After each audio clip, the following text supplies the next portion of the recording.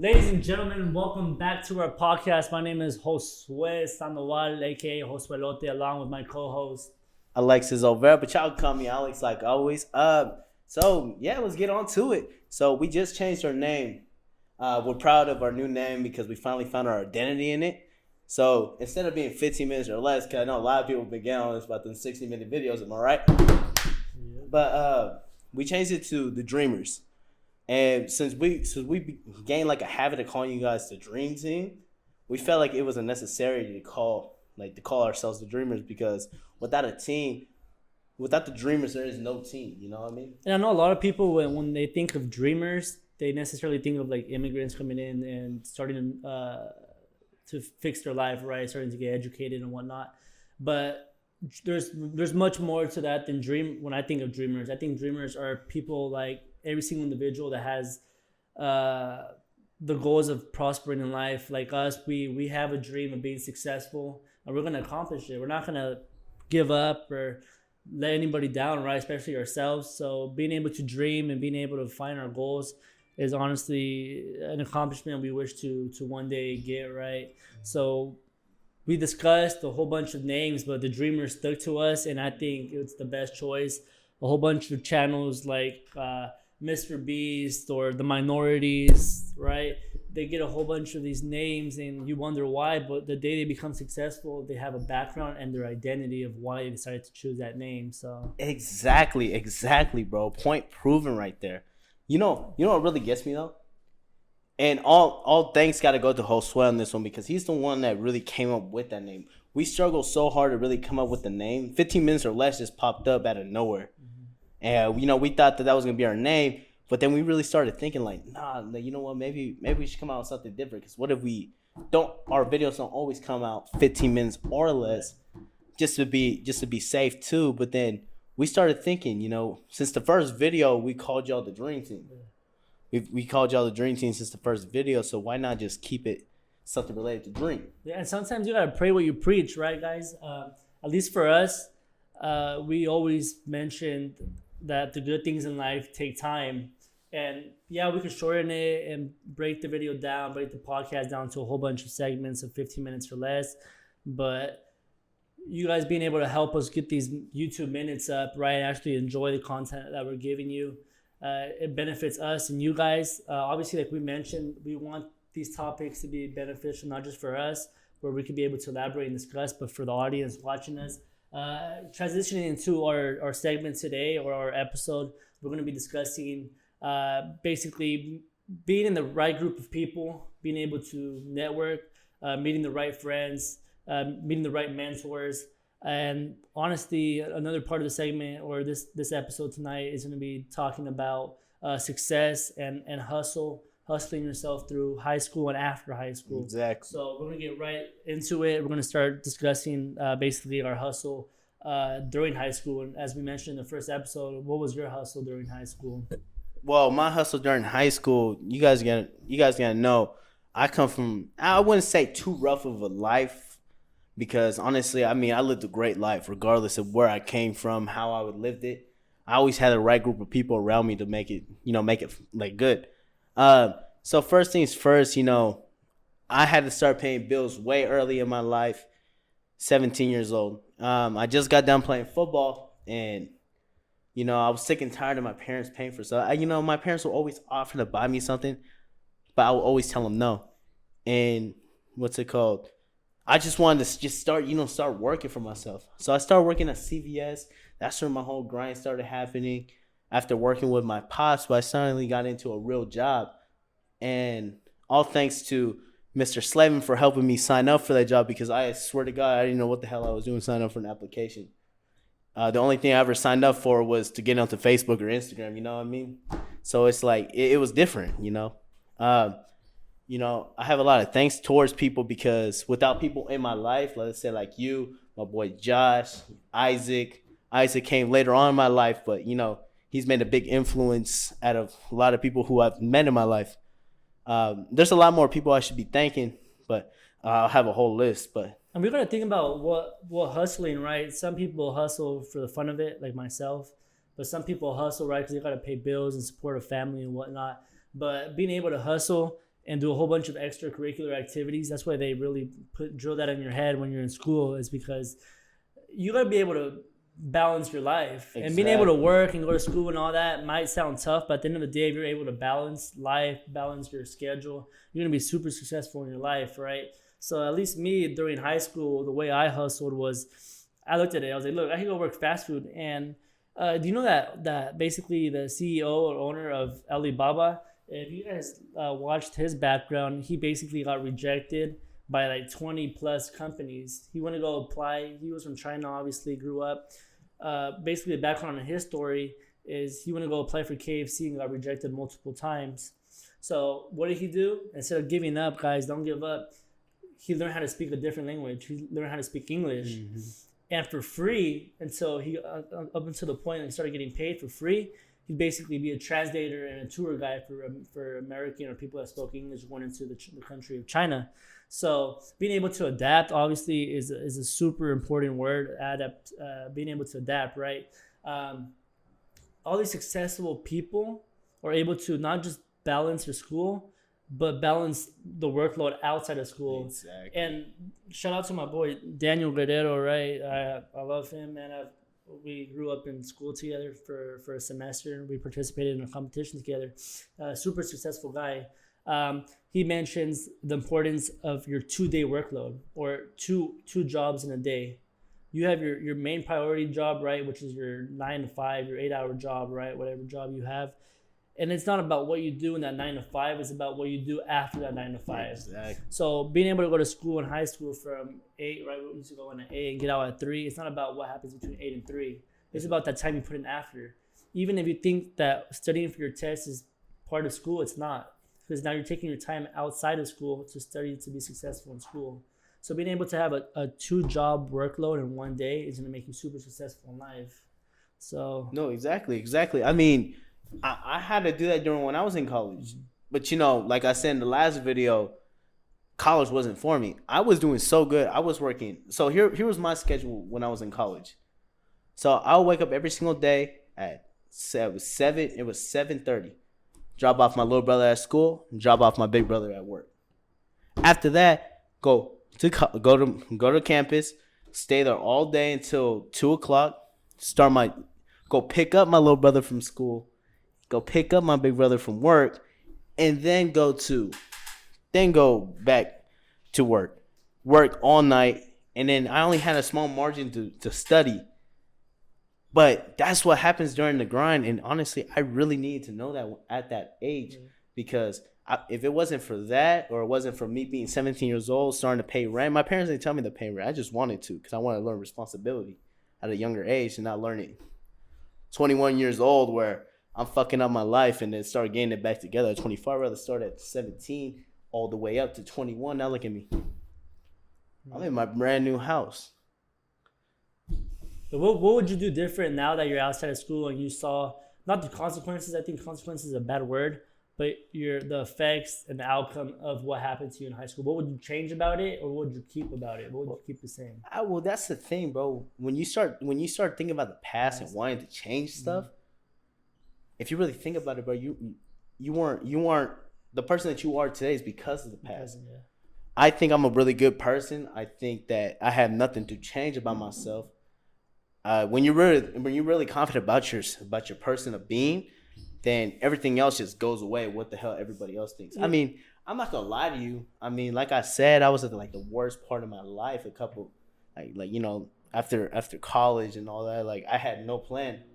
I said I had a plan. I said I had everything all set, but in reality, I did need some help. But I never asked for it. But that's just the person I am. It's not a prideful type of thing. It's just wanting to learn how to get from the worst part of your life into something greater, and having to keep that greater, keep going on. So, a lot of people were infected into that.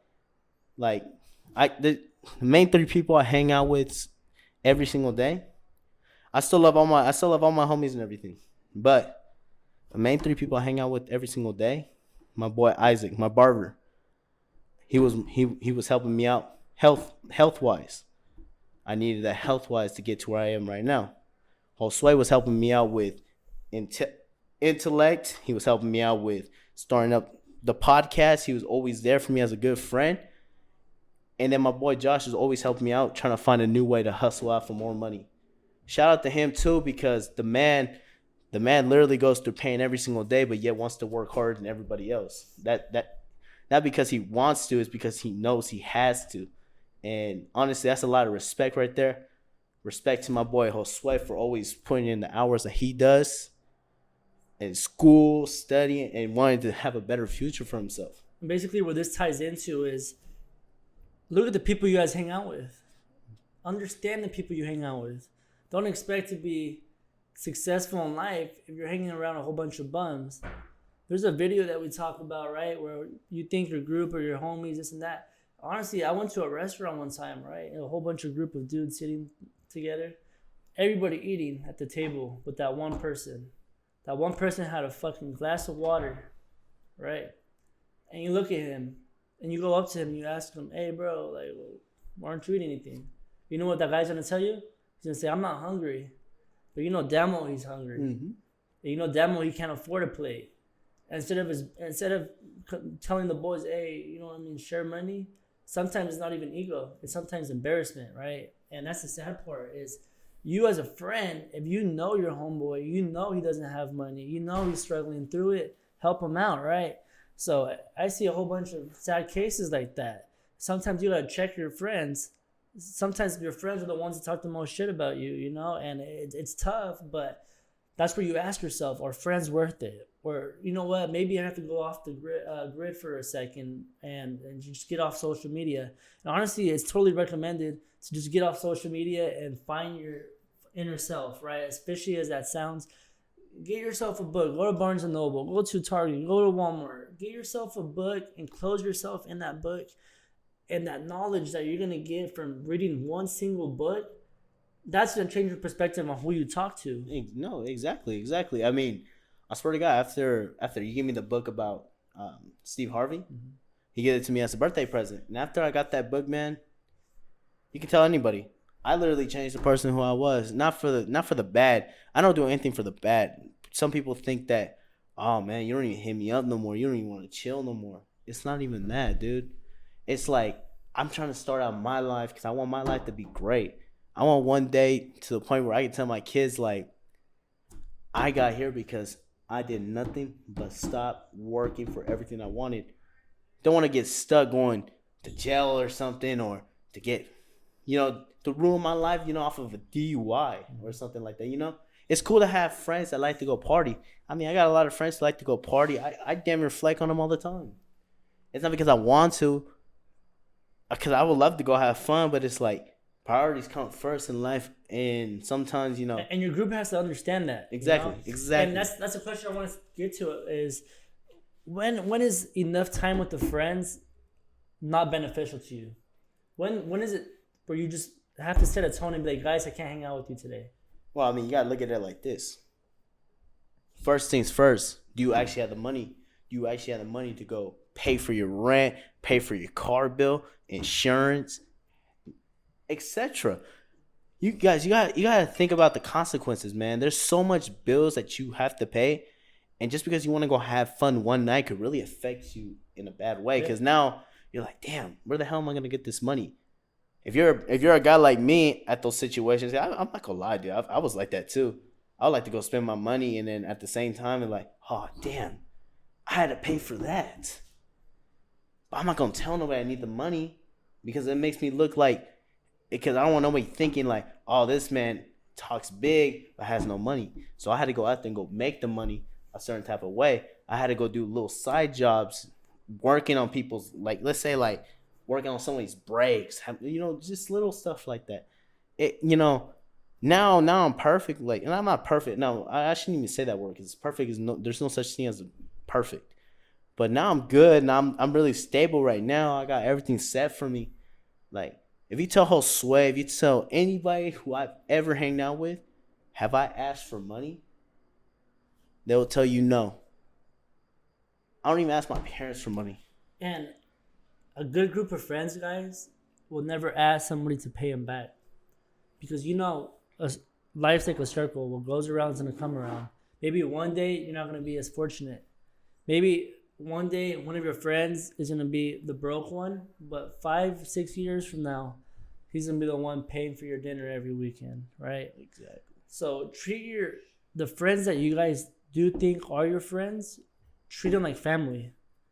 And at that moment, when you start treating your friends like family, that's when you're going to have the total respect for that person to where you're comfortable enough to tell them what's right and what's wrong. Mm-hmm. Because me as a friend making minimum wage, what makes it think it's right for you to be like, oh, you know what? Let's go hang out and waste hundreds of dollars at the club every weekend.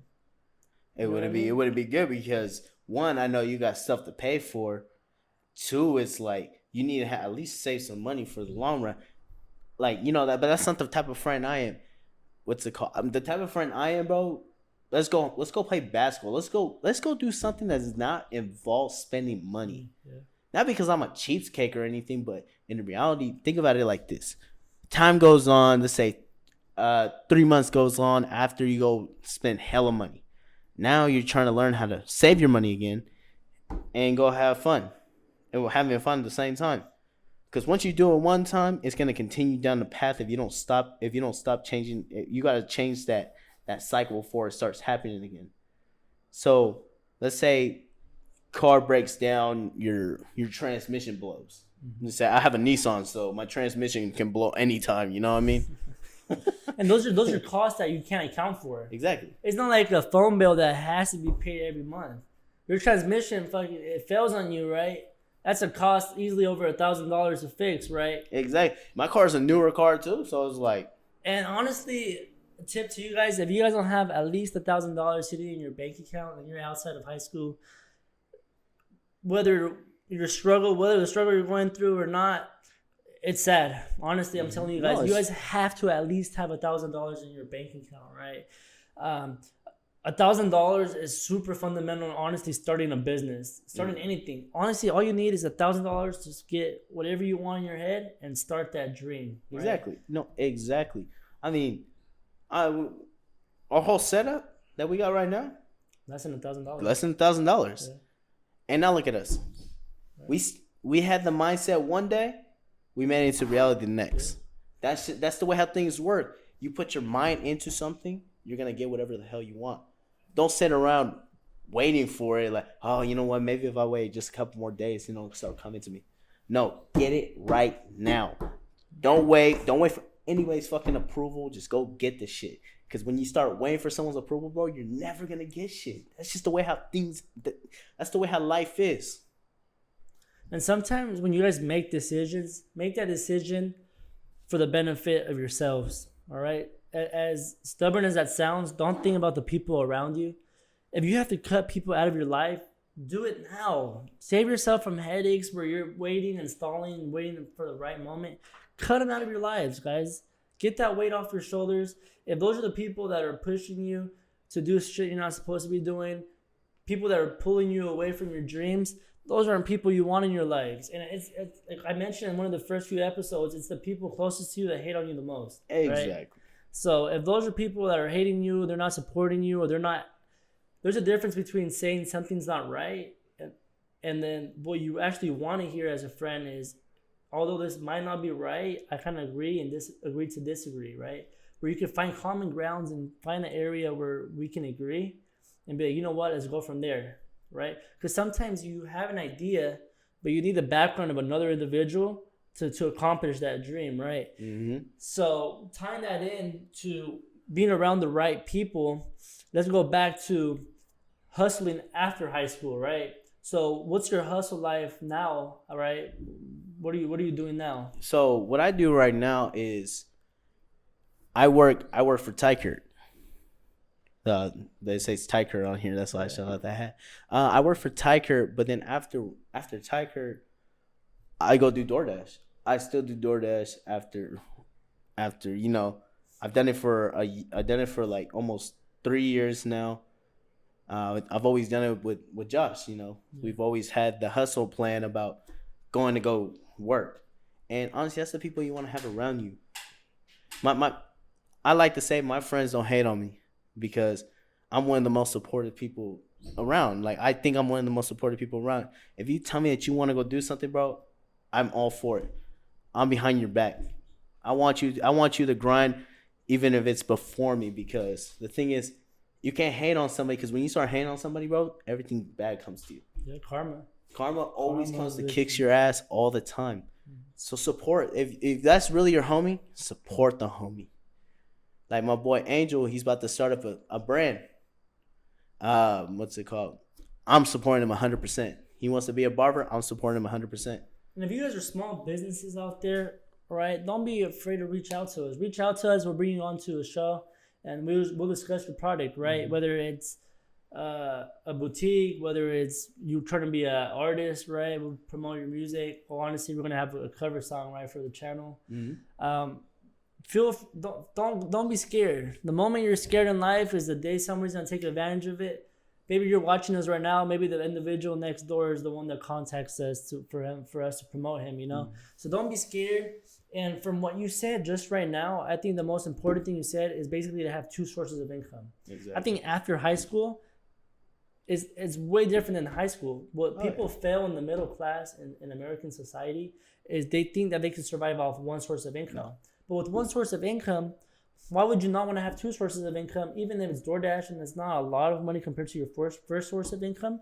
With the second source of income, you have to be paying all those expenses like your phone bill, your car bill, a whole bunch of your, like I mentioned in the first video, liabilities, right?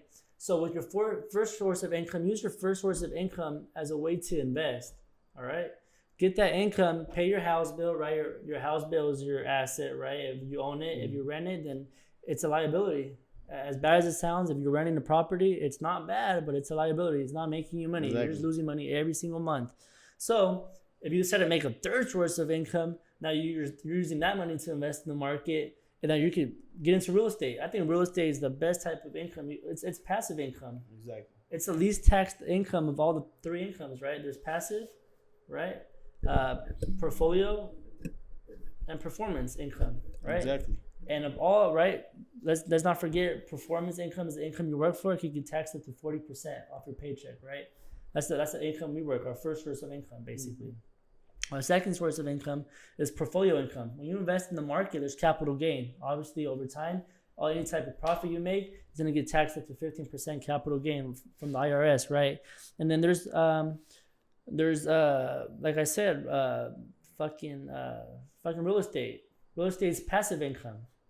It's the least amount of tax. There's a whole bunch of things like the 1031 exchange, right? A whole bunch of things like the homestead exemption. There's a whole bunch of these terms that if you guys start reading books or start taking classes and start investing in your self-intellect, right, and your self-knowledge, it's worth it. If you could take a finance class, right, for $200 at a community college, or you could take these high-end marketing classes, accounting classes, it's going to be beneficial to you over time.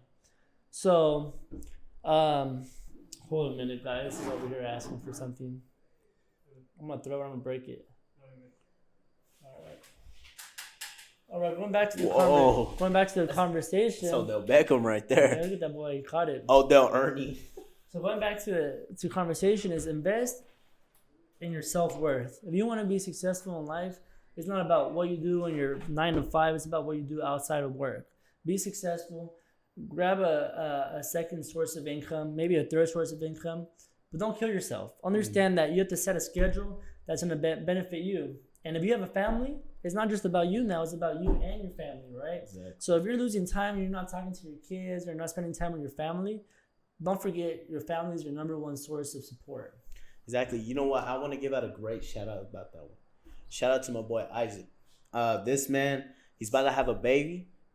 I'm very happy, I'm about to, he's like a brother to me. He's like my little brother, and honestly, that is basically like my niece about to come out, And that man, he very intelligent.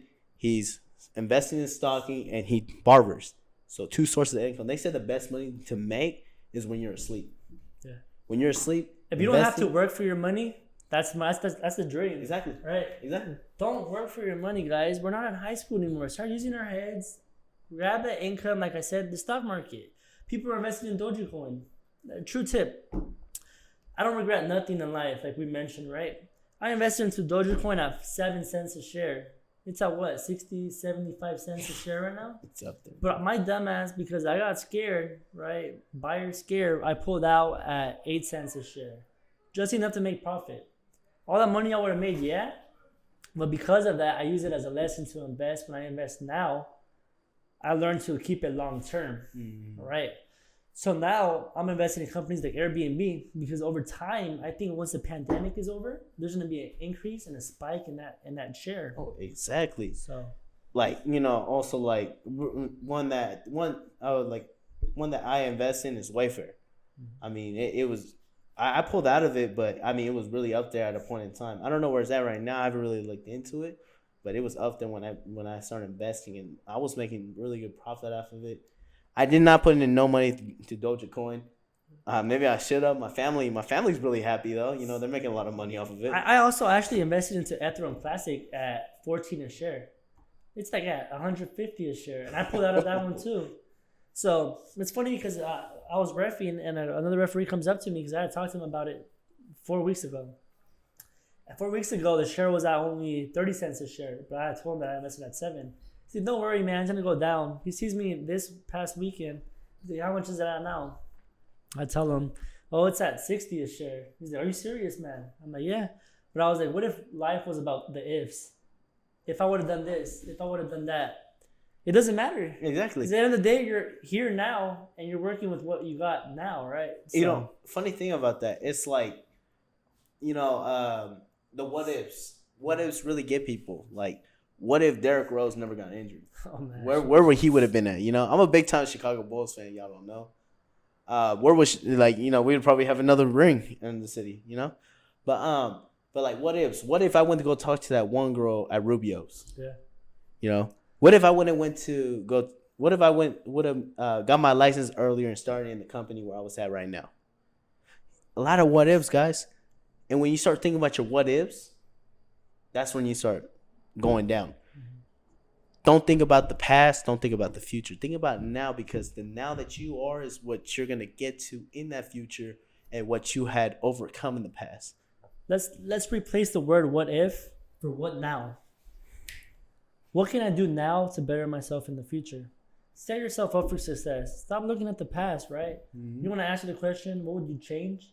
And you stop me there. You're like, I wouldn't change nothing. Exactly. Because for the mistakes that I made back then, those are lessons now, right? And without lessons and failure, there's no success. Exactly. Right? Sometimes you gotta fall and take steps back to take 10 steps forward. Right? Exactly, dude. And, but not a lot of people know that, though. Not a lot of people know that in order to succeed, you gotta lose. People hate to lose. I love to lose. I lose, I get 10 times better at what I'm doing. It's always about losing. You lose more than you win, no matter what. If you're winning more than you lose, there's, you know, kudos to you, man. Honestly, but honestly, me myself, dude, I've lost a lot. I lost so many times in my life, and honestly, but what are the memories that you have of winning and losing? I'm pretty sure you have more memories of your losses than your winnings. You have the memory of that girl saying no to you. Oh, many. Over that memory of a girl that finally said yes. Oh yeah. Because of the time that she said no, you learn what you might have done wrong, and you face yourself to where you're at now. Exactly. I mean, I'm not gonna say like, you know, I'm like the ultimate, you know, gamer and all that, dude. I still got a lot to improve myself. Honestly, I still freeze up talking to my crush or something, acting like it's high school love still. But honestly, you think about your losses a lot more because, you know, that's what really made you. Yeah, you might have won there, you won there.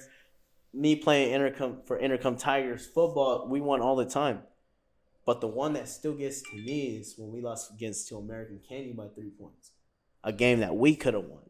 And it gets to me all the time because, yeah, I know we beat Pioneer by like 30,000 points every year, you know? Right, but why does that matter? Why does it matter? Because you lost. Right, but that's why that sticks to you, because you lost, right? And me, I was actually doing a game yesterday. They gave me a varsity center. I got to officiate that game. And the coach comes up to me and he says, "You did a wonderful job." And I look at him and I'm like, don't be a hypocrite.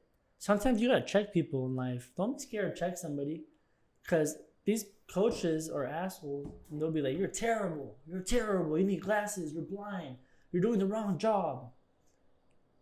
But when their team ties or wins, oh, you're the greatest referee. Sometimes you gotta check a coach and be like, Coach, I went up to him yesterday, like, you're a hypocrite. Don't shake my hand. I refuse to shake your hand. Exactly. Because you telling me I'm the best official is gonna make me think I'm the best official when I knew I screwed up the game. Right? What you tell yourself in the mirror every morning is what you truly are. If you wake up every single morning and you tell yourself you're a loser, you're a loser. You're gonna be a loser. But if you start feeding yourself with books and preparing your mind, because your mindset's super important in life, right? And you set that mentality up to think that you're an actual winner, it's all right to get checked. Somebody's gonna check you one day and be like, you're not top shit. You're not top quality. No, exactly. But you'll learn. Exactly. You know, one thing. A boss of mine has said this to me. You know, for me myself, you know, I'm a very high confident guy. But I wasn't always like this. I wasn't always so confident about myself. I've always had insecurities about one thing or something else. But now I'm very confident about myself. And I wish I had that back then. I was talking to a boss of mine when I worked at Walmart. I'm bringing up Walmart. No, but he told me, I said, sorry if I'm a little too cocky. I said, it's not cockiness, it's confidence. He said, no, I understand. He said, that's why I like you. He said, you're very confident. He said, confidence is key to winning.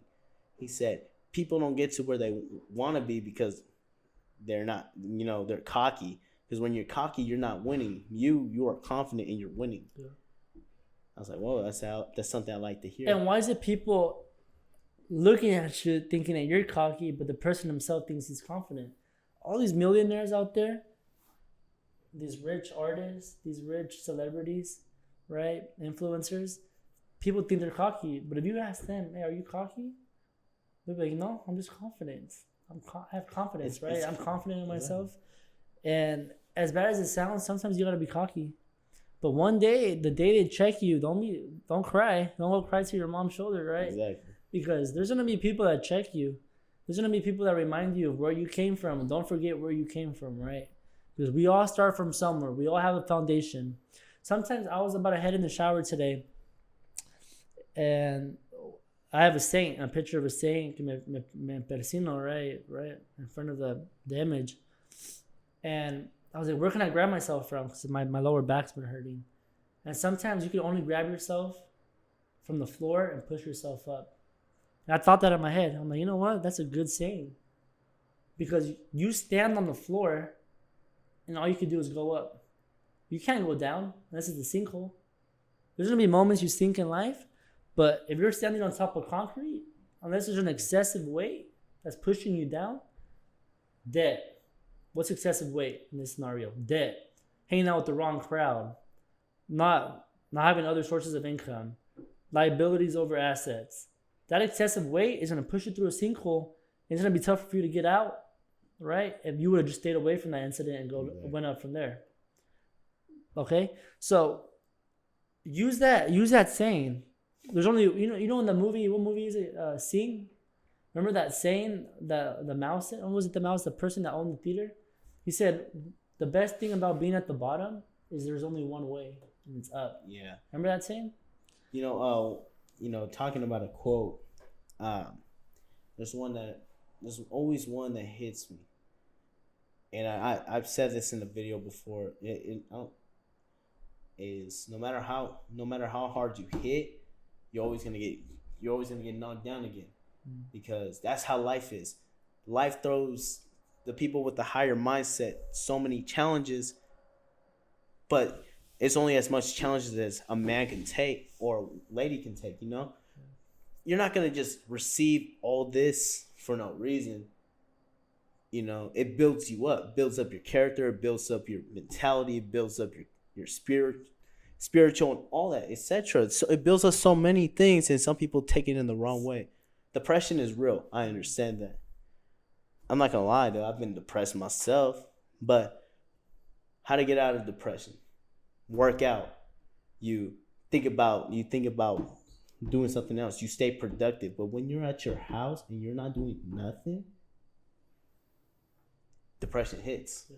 Because you start thinking. The moment you start thinking is when you start thinking negative.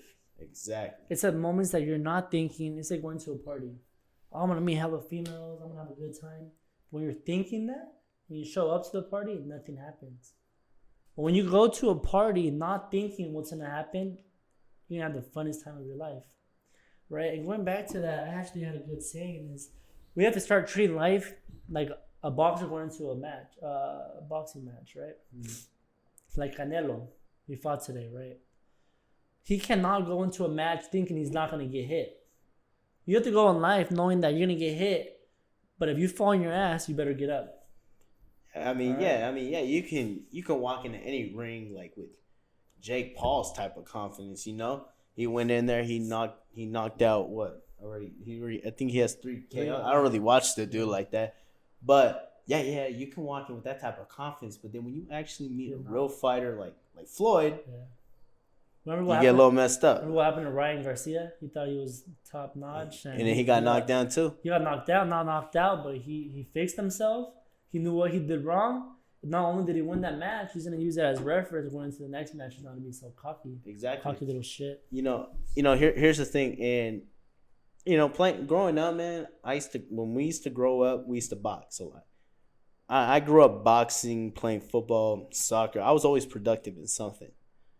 But I remember we used to box outside, and I don't know why, but I would literally teach the person right next to me. If I was boxing somebody, I'm teaching you what you did wrong at that point in time. I'm coaching you while you're fighting me, so you can.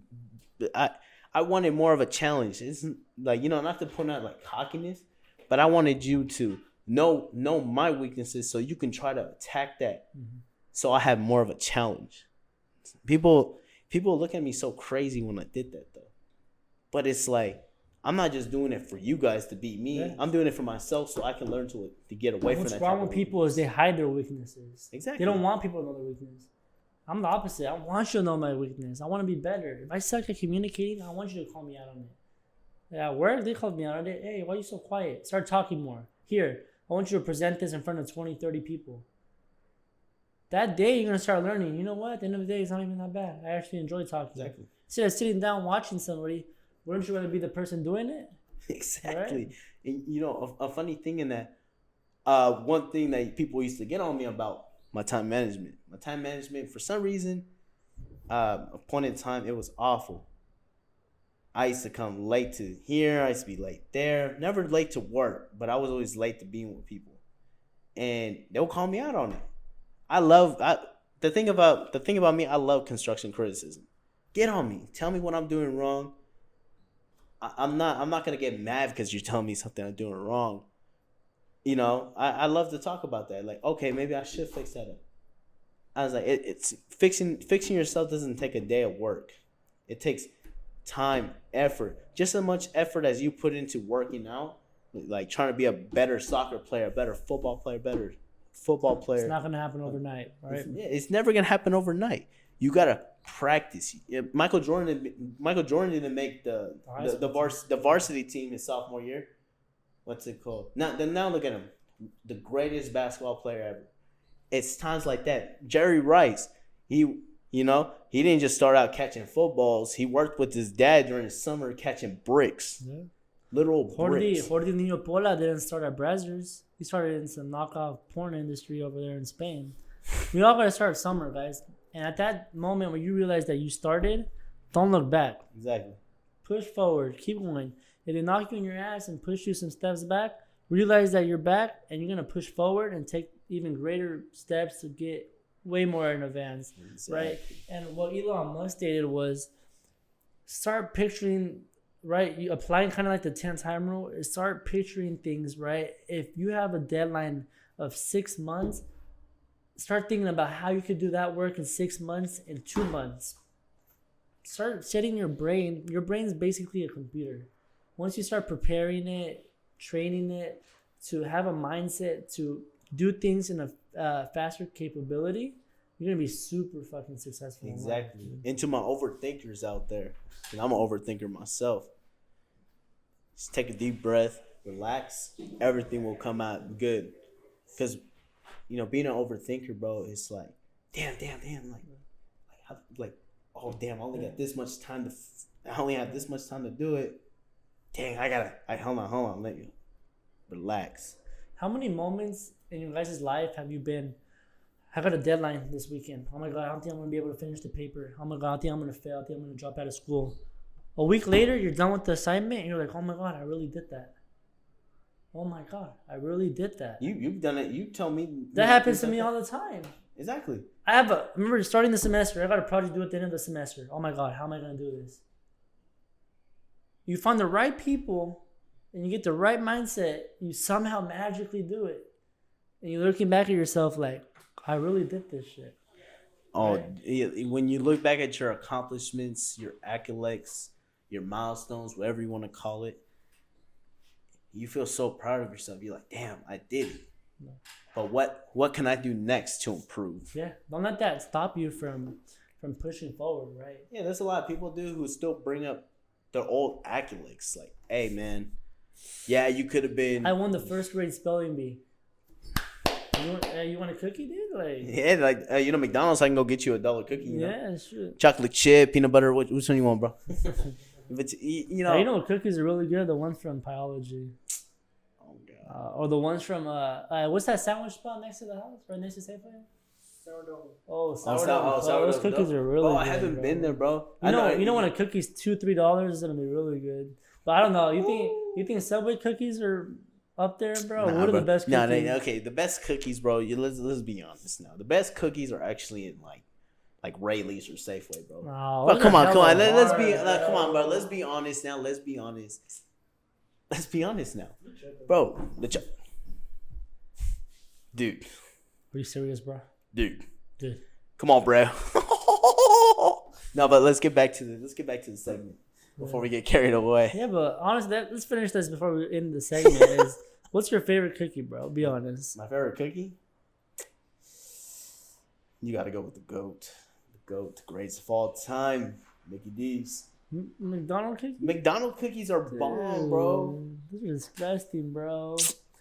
Honestly, my favorite cookie, preferably, are the Uncle Jer's cookies. I don't think they sell those anymore, but those are my favorite cookies. I remember they used to sell them at middle school all the time. They used to walk around and sell them to us, but they were pricey shit. There were some big ass white cookies, but they're like fucking $4 a cookie for a piece of dough. Come on, dude. I mean, hey, shout out to the people that used to really sell those at the schools, though. Like, used to be walking around talking about a hustle in high school. You know what? Actually, real talk.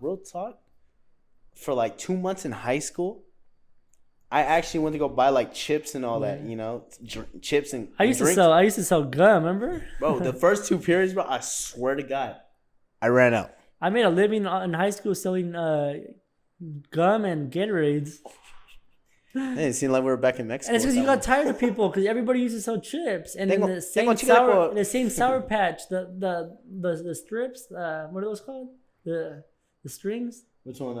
The sour ones. Oh, which one? For the gum?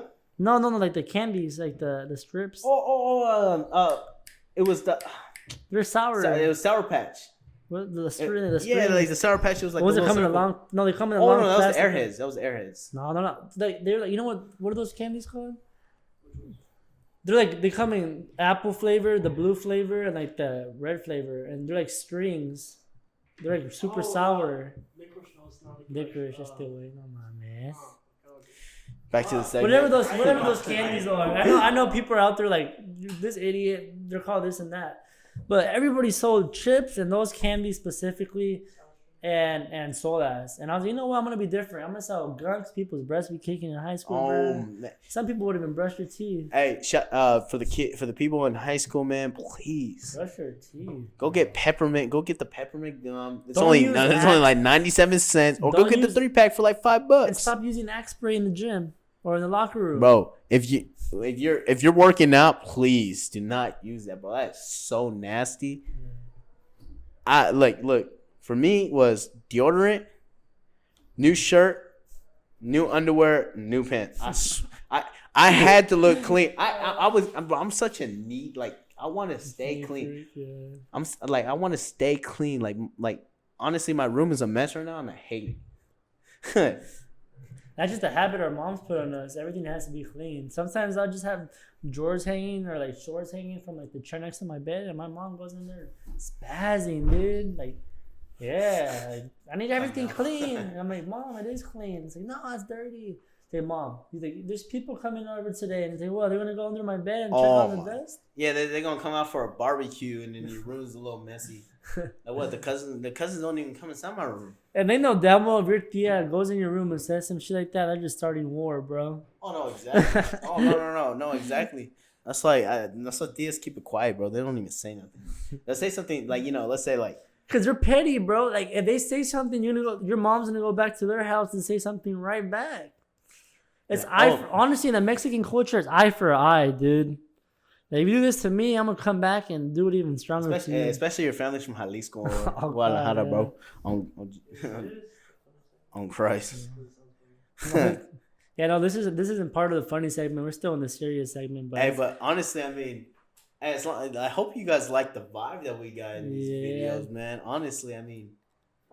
Honestly, the way we break these videos up is we have like the main topic. Our main topics for this video was just hustle after high school, and then even during high school, and then being able to adapt and being able to be in the right group of people, right? Being able to meet the right group of friends and knowing when to cut people off.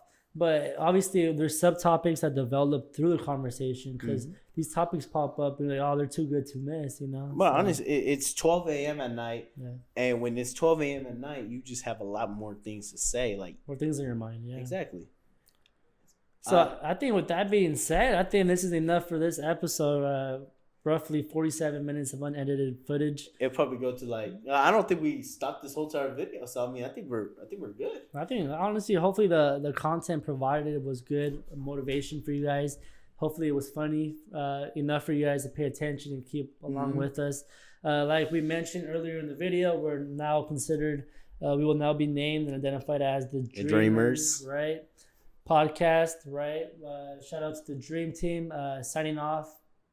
One of your hosts, Josué Sandoval, along with co-host Alex Olvera. We love you guys. Dream Team for life. Y'all enjoy the rest of your day. If you guys ever need anything, me and Josué there. We'll drop our social media below. Hopefully, Goose, our editor, will drop. Goose. If it's not in our bio, right here on the footage. Drop, please, dude. Goose, please do your fucking job and drop our bio, dude. Drop our bio. And if not, right, follow us, send us a message, and we'll be more than happy to drop our social medias, right? Whether it be Facebook or Instagram or Alex, you have Twitter, right? I have a Twitter, but it's a burner account. I'm like Kevin Durant. But let's sign off. We'll end it there. Thank you for watching our show. We are the Dreamers, no longer 15 minutes or less. Signing off, guys. Thanks, Dream Team. Talk to you guys later.